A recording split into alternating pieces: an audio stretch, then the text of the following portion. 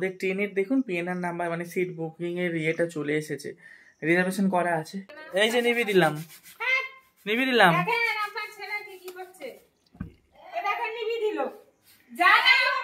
আজকে সম্রাটের জন্য অনেক কিছু নিয়ে এসেছি। এক সপ্তাহ ধরে বিষয়টা গাড়িয়ে যখন গেছে মানে ক্রনিক কনস্টিপেশন মতো তো হয়ে যায় 1 মাস হয়ে গেলে। ওর একটা হাসির বিষয় না, এটা খুব ডেঞ্জার।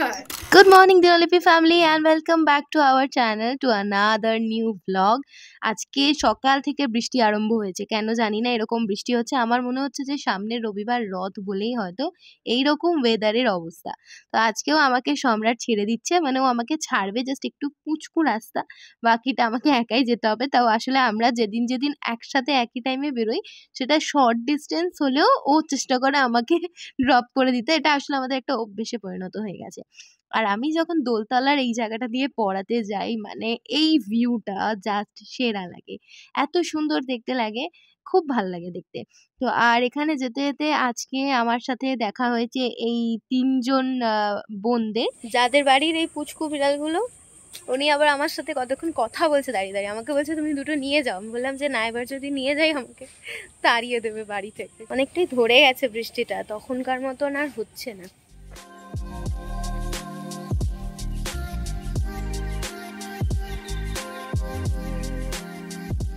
আগে কলেজ স্কুলে পড়াকালীন অঢেল সময় ছিল, কিন্তু হাতে বেশি পকেট মানি থাকতো না, তাই ইচ্ছে মতন শপিং করতে পারতাম না। আর এখন পকেটে যথেষ্ট মানি থাকলেও শপিং করতে আসার এনার্জি বা সময় কোনোটাই পাই না। এসেছিলাম সম্রাটের জন্য একটা চিয়া সিডসের প্যাকেট নিতে, আর হচ্ছে আমার এক স্টুডেন্টের জন্মদিন, তাই ওর জন্য একটা লিপ বাম নিলাম। আজকে সম্রাটের জন্য অনেক কিছু নিয়ে এসেছি, কলা, চিয়া সিডস। তার কারণ হচ্ছে গিয়ে সাবজা সিডসটা নাকি অতটা এফেক্টিভ নয় চিয়া সিডসের মতো। তো ওর কদিন ধরে একটু প্রবলেম হচ্ছে পেটে, ডাইজেস্টিভ সিস্টেমে, সেই জন্য ভাবলাম যে নিয়ে যাই। বিকেলবেলা বাড়ি এসে খিদে খিদে করে, তো ওই কলা নিয়ে এসেছি। এমনিতেও প্রত্যেকদিন মুড়ি টুড়ি হ্যান ত্যান খায়, তো কলা খাবে। আজকে খাবে হচ্ছে কলা আর চিয়া সিডস। তো ওর ওই পেটের গন্ডগোলটা ঠিক করার জন্য আমার মনে হয় এখন ওকে বেশি ফাইবারযুক্ত খাবার খেতে হবে। চিয়া সিডস না ভিজিয়ে দিলে ও খেতে পারবে না, সন্ধ্যেবেলা এসে খেয়ে নেবে। আমি একটু সার্চ করে দেখলাম যে চিয়া সিডস সন্ধ্যেবেলাও খাওয়া যায়, ওরকম অ্যাজ সাচ কোনো প্রবলেম হয় না। জামা প্যান্ট ঝুলছে এই বৃষ্টিতে, একটা কিচ্ছু জামা কাপড় শুকোচ্ছে না, যেখানে সেখানে যা খুশি ঝুলিয়ে দিতে হচ্ছে পাকার তলায়, আদারওয়াইজ শুকোচ্ছে না। তো আমি এবার ফ্রেশ হই, যদিও এখন ফ্রেশ হওয়াটা ইউজলেস। জামা ছাড়বো তার একটাই কারণ এইটা আমি কাল থেকে পরছি, আর আমি একটা জামা একদিনের বেশি পরছি না এই গরমে, জাস্ট হাফ বেলাও পরছি কোনো কোনো জামা, ওই জন্যই চেঞ্জ করবো। আদারওয়াইজ চেঞ্জ করতাম না, 1 ঘন্টা পর বেরিয়ে যেতে হবে, চেঞ্জ করাটা মানে ইউজলেস আর কি।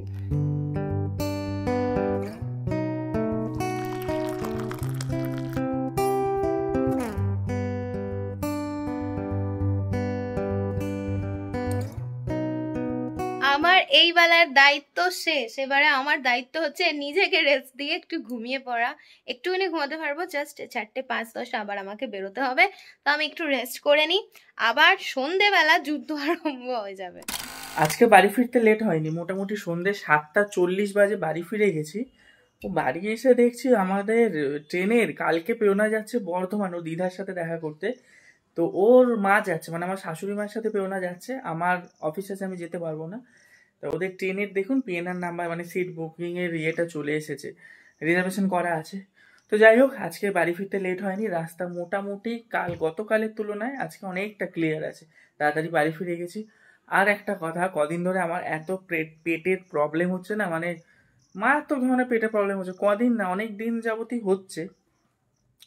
তাই খাওয়া দাওয়াটা একটু কন্ট্রোল করলাম, কদিন ধরেই কন্ট্রোল করেছি, বাইরের তেল মশলা খুব একটা খাই না, এবার পুরোটাই ছেড়ে দিতে হবে যা দেখছি। এদিকে দেখুন প্রেরণা রেডি করে দিয়ে গেছে।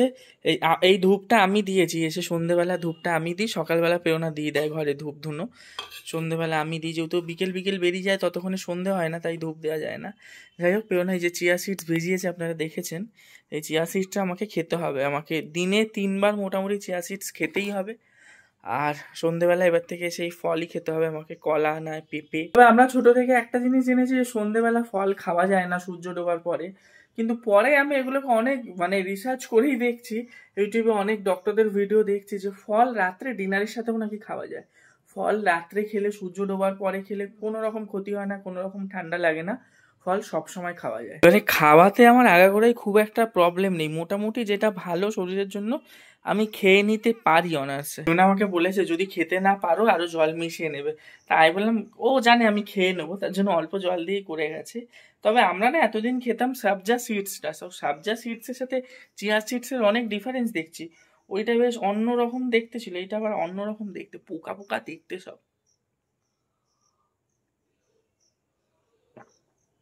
প্রেরণা কম জল দিয়ে বানিয়ে রেখে গেছিলো, আর এত চিয়া সিডস দিয়েছে এতে, আমাকে বলে দিয়েছে যদি বা ফোন করে যে যদি জল লাগে জল দিয়ে দিও, আমি কম জল দিয়ে ভিজিয়েছি।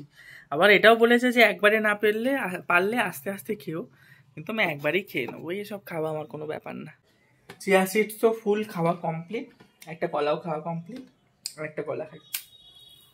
আমার যখন জন্ডিস হয়েছিল, এবারে জন্ডিসের সময় তো বাইরের খাবার খাওয়া যাবে না, ঘরের সমস্ত খাবার, বাবা ধূপের যা ধোঁয়াটা আসছে না, এবারে জন্ডিসের সময় বাইরের খাবার খাওয়া যেত না, একদম ঘরের খাবার খেতাম, ফল খেতাম। সেই সময় বিশ্বাস করবেন না কি গ্ল্যামার হয়ে গিয়েছিল কদিনে, মানে নিজেও বুঝতে পারতাম যে শরীরটা এত ফিট হয়ে গিয়েছে। আর ওই জন্ডিস ছাড়ার পর থেকে আবার যেমন ওই বাইরের খাবার তেল ঝাল মশলা শুরু করে দিই, মানে এর থেকে বোঝা যায় আমাদের তেল ঝাল মশলা না খেয়ে আমরা কত উপকার পেতে পারি, কিন্তু আমরা তো শুনবো না, আমরা রোল চাউমিন মোমো সঙ্গে বাড়ির তেল ঝাল মশলা তো চলতেই থাকে। ফিরে আসলাম প্রায় 1 ঘন্টা পর। আপনারা হয়তো ভাবছেন এক্ষুনি গেলাম আবার এক্ষুনি ভিডিও করছি, না দেখুন তখন 7টা 20-তে ভিডিও করছিলাম মনে আছে, এখন 8টা 50, মানে 1 ঘন্টারও বেশি ওভার হয়ে গেছে। এতক্ষণ ঘুমোচ্ছিলাম না, এডিটিং করছিলাম যাতে প্রেরণা রাত্রিবেলা এসে কাজটা একটু কম থাকে, শুধু ভয়েস ওভারটা করলেই হয়ে যাবে। আর আমার ভাই এসে গেছে, ভাই পুজো করছে। ব্যাপারটা হলো আজকে সকাল থেকে আমাদের স্কুটারটা একদমই চলছে না, ঘাটারা স্কুটার আপনারা দেখেছিলেন, এখন আর একদম চলছে না। আজকে সকালবেলা ভাই মানে যাবার টাইমে দেখছে গাড়ি চলছে না, তারপরে আবার ও অটো টোটো এইসব করে কাজে গেছে, স্বাভাবিক অনেক লেট হয়ে গিয়েছে। জানি না এরপরে কি হবে, ইমিডিয়েট বাইক নিতে পারবো কিনা জানি না। সমস্ত টাকা পয়সা তো প্রচুর খরচা করলাম, দেখলেন নিচে রান্নাঘরপত্র হলো, আমি এসি নিলাম, সে নানা রকমভাবে টাকা পয়সা খরচা হয়ে গেছে। এখন হঠাৎ করে বাইকটা এরকম প্রবলেম, চেষ্টা করবো ঠিক করার, কারণ এখনই নতুন নিতে পারবো না। যাই হোক চলুন নিচে যাই, তার আগে উপরে একবার যাই, ভাই পুজো করছে, রাত্রের পুজো এখন জানেন ও ধরে নিয়েছে, আমি সকালের পুজো ধরে নিয়েছি। আর এদিকে কলা ফলা খেয়েছিলাম, ছোকলাগুলোও নিয়ে যাই, নাহলে প্রেরণা এসে বলবে খেয়েছো একটু ফেলে দাও নি। এই যে উপরে এসে গেছি, চলছে আমার ভাইয়ের পুজো। সারাদিনে ওরও প্রচুর খাটনি হয়ে যায় জানি, একদম সকাল থেকে কাজ থেকে এসেই আবার রাত্রিবেলা পুজো, কিন্তু পুজো করতে আমরা দু ভাই ভালোবাসি, মায়ের সেবা করতে আমাদের অসুবিধা হয় না। আর বর্ষাকালে কি আপনাদেরও প্রত্যেক বাড়িতে এইরকম অবস্থা দেখেছেন? ওপরের ছাদে মেলা আছে নয় নর্মাল, কিন্তু ভাগ্যিস আমাদের এই ছাদে সেটটা করা হয়েছিল, এই সেট যদি না করা থাকতো এত রিল্যাক্সে আমরা এখানে জিনিসপত্র রাখতে পারতাম না ছাদে। এই হলো ছাদের অবস্থা, দোতলার বারান্দা একতলার বারান্দা সব জায়গায় জামা কাপড় ভরা।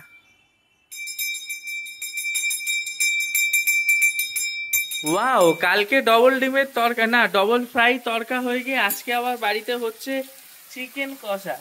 এই চিকেন কষার জায়গায় তো মাটন কষা হলে একটু বেশি ভালো হতো। হ্যাঁ, আজকে আবার হচ্ছে চিকেন কষা, কি ব্যাপার গো মা? হ্যাঁ, তোমাদের বাড়িতে তো রোজই ভালো মন্দ রান্না হচ্ছে। তোর তো পোয়া বারো হচ্ছে, রোজ রোজ আলু চচ্চড়ি রুটি, বাবা বিচ্ছিরি আলু চচ্চড়ি রুটি মানুষ খায় নাকি? মুখটা কামাই আমার ওখানটা বিচ্ছিরি লাগবে না? তোমার মুখটা এমনি দেখতে বিচ্ছিরি মা, একটু একদম বড় করলে যদি একটু বিচ্ছিরি হয়ে যাচ্ছে, দিন দিন বিচ্ছিরি হয়ে যাচ্ছে না, বুড়ো হয়ে যাচ্ছে বলে। বয়স কত বলো তো তোমার? 67, 67। তোমাকে তো আমার মায়েরই বয়স 67। তোমার মায়ের বয়স 67, আর তোমাকে একজন বুড়ো 67ও না, আমার মায়ের বয়স এখন 65। একজন বয়স্ক কাকু এসে তোমার কি বলছে? কাকিমা। হ্যাঁ, মধ্যমগ্রামে কারো বয়সই হয় না, সব কাকি কাকিমা মাসিমা জেঠিমা ডাকতে থাকে। একজন বয়স্ক কাকু, আমার কাকু বলা উচিত বা জেঠু বলা উচিত। হ্যাঁ, আমার মাকে এসে সকালবেলা বলছে কি আমার বাবার খোঁজ করছে, বলছে কি কাকুটা নেই, কাকু আসবে কখন। মধ্যমগ্রামে একটা জিনিস পেয়েছি, সবার অল্প বয়স, বয়স কারণ আমি খুঁজে পাই না। হ্যাঁ, খুব দিদি বলতে পারে, দাদা বলতে পারে, তা না কাকিমা কাকু। অনেকে ভাবে নিজেদের বয়সটাকে যত কম করে। হ্যাঁ, ওটা মার্বেল মিস্ত্রিটা কি মার্বেল মিস্ত্রি? ও ডাকছে কাকিমা, ওর কাকিমা আমি। মার্বেল মিস্ত্রি তো বয়স করে টাক পড়ে গেছে মাথায়, তাও তোমার কাকিমা বলছে পলাশকে কালকে আমি যে পলাশ তোমার বয়স কথা বলে চলে যাচ্ছি, যদি আমাকে কাকিমা ডেকেছে তোমার খাল কিলে দেবো। আমার বয়স আমার মাকে কাকিমা বলে আমার মা আবার রেগে যায়। সবাই কাকিমা বলে রেগে যায় না, কিন্তু বুড়োরা যদি কাকিমা বলে রেগে তো যাওয়ারই কথা, এটা স্বাভাবিক। হ্যাঁ সারাদিন হ্যাঁ কাকিমা, হ্যাঁ বলুন বলুন। আচ্ছা আচ্ছা, ভালো কথা। আমি যেদিন জামাই ষষ্ঠী যাচ্ছিলাম, আপনারা ভিডিও দেখেছিলেন, এবার জামাই ষষ্ঠীর দিন যে টোটোওয়ালা জেঠুটা এসেছিল, লাস্টে আমার মাকে বলছে কি মাসিমা আসছি, হ্যাঁ উনি আমার বাবার থেকে বড়, বলে মনে আছে? হ্যাঁ আবার বলছে কি মাসিমা বললাম কিছু মনে করলে, মা আবার বলছে কি না না কিছু মনে করিনি। তো তুমি বললে আমার মনে মনে যা হচ্ছে মা, ফাট তোর চোখ নেই যে, তুই কি কানা? যদি উনি ভিডিওটা দেখে আমাদের, বলবে মাসিমা বলেছিলাম মুখের সামনে কিছু বললেন না, পেছনে এইসব বলছেন। চিকেন কষা এদিকে হয়ে গেছে রেডি। এত তাড়াতাড়ি রেডি হয়ে গেল কি ব্যাপার? হয়ে গেছে, এই তো দেখতে পাচ্ছি হয়ে গেছে। নিবি দিচ্ছি, এই যে নিবি দিলাম, নিবি দিলাম।